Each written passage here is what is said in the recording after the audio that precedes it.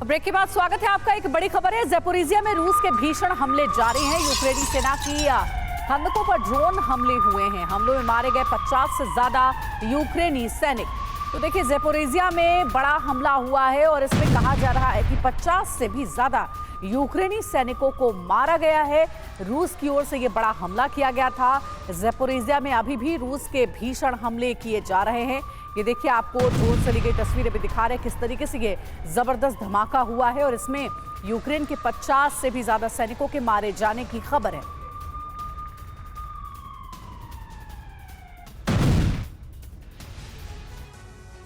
तो वहीं यूरोप में परमाणु बमों की तैनाती की खबर से रूस बेहद नाराज है। सबसे ज्यादा आपत्ति ब्रिटेन में 15 वर्षों के बाद होने जा रही परमाणु हथियार की तैनाती से है। पुतिन के समर्थक एक बार फिर नाटो को धमकी दे रहे हैं। मीडिया रिपोर्ट्स में रूस की परमाणु शक्ति का ध्वस्त दिखाते हुए अमेरिका को अंजाम भुगतने की चेतावनी दी जा रही है। दावा किया गया है कि रूस सिर्फ 1 घंटे में ही अमेरिका को भस्म कर सकता है। नाटो बनाम रूस के बीच बढ़ते तनाव के बीच एक बार फिर दुनिया परमाणु युद्ध के खतरे से डर गई है। अगर युद्ध हुआ तो कौन किस पर भारी पड़ेगा और रूस की मीडिया का दावा सही साबित होगा या गलत, ये आप इस रिपोर्ट में देखिए।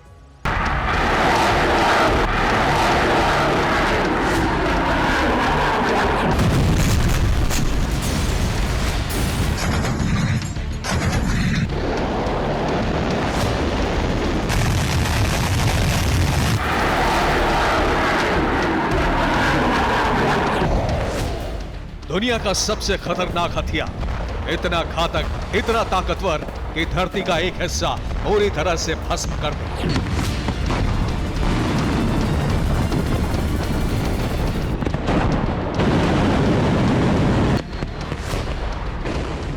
राख के बादल से आसमान ढक जाए।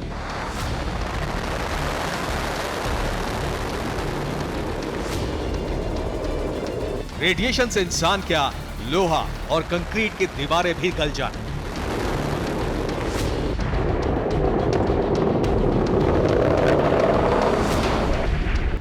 पूरी दुनिया जिस हथियार के नाम से कांपती है, उसी का सबसे बड़ा जखीरा रखने वाले देश का नाम है रूस।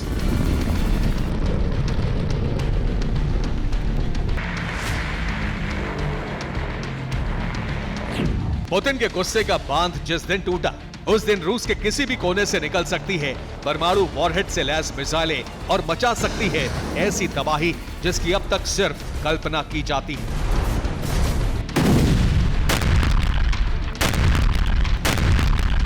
अमेरिका और रूस की बढ़ती तल्खी के बीच एक बार फिर क्रेमलिन से धमकी आई है। धमकी रूस के एक राजनयिक ने दी है। रूस के गुस्से की वजह है ब्रिटेन में परमाणु हथियार की तैनाती, पोलैंड में परमाणु हथियार भेजने की तैयारी, बाल्टिक देशों में परमाणु हथियार भेजने की आशंका। रूस ने अमेरिका को जवाब देने के लिए बेलारूस में परमाणु हथियारों की तैनाती की। लेकिन अब अमेरिका के जवाब से रूस बेहद गुस्से में है। रूस और नेटो के बीच न्यूक्लियर वॉर का सिग्नल एक और रिपोर्ट से भी मिल रहा है।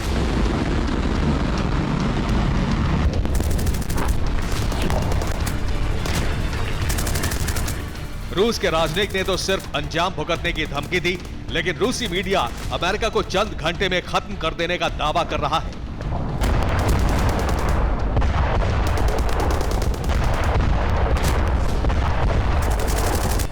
रूसी मीडिया के मुताबिक रूस के परमाणु हथियार यूएस को तबाह कर सकते हैं। सिर्फ 1 घंटे में रूस अमेरिका को बर्बाद कर सकता है। रूस के परमाणु हथियार अमेरिका से बहुत शक्तिशाली हैं।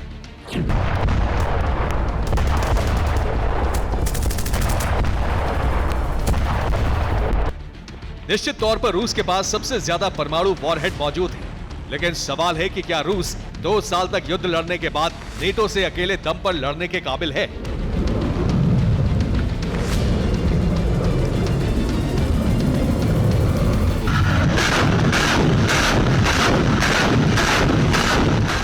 रूसी मीडिया जिस ताकत का हवाला देकर अमेरिका को 1 घंटे में भस्म कर देने का दावा कर रही है, क्या वाकई रूस युद्ध काल में उतना ताकतवर है?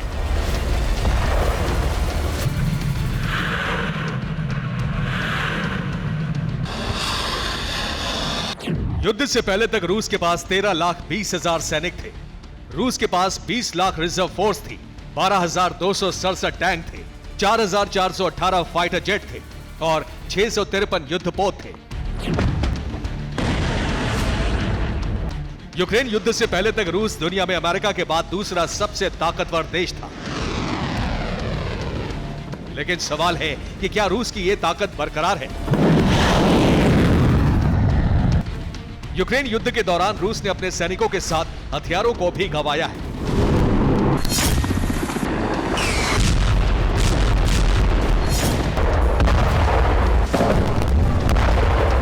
समंदर में रूस ने कई युद्धपोत भी गंवा दी। अमेरिका के अनुमान के मुताबिक यूक्रेन युद्ध में रूस के 1,20,000 सैनिक मारे जा चुके हैं। 2 सालों से चल रहे युद्ध में रूस के 1,80,000 सैनिक जख्मी हो चुके हैं। रूस के 2700 टैंक नष्ट किए जा चुके हैं। कुल 14,000 हथियार नष्ट हो चुके हैं। रूस एक सबमरीन भी गंवा चुका है। युद्ध में रूस के 11 युद्धपोत नष्ट हो चुके हैं।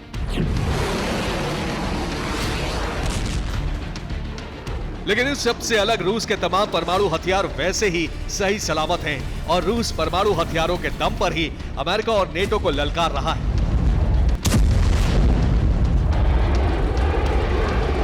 अब सवाल है कि अगर युद्ध हुआ तो क्या 31 देशों के समूह वाला नेटो रूस के सामने कमजोर पड़ जाएगा?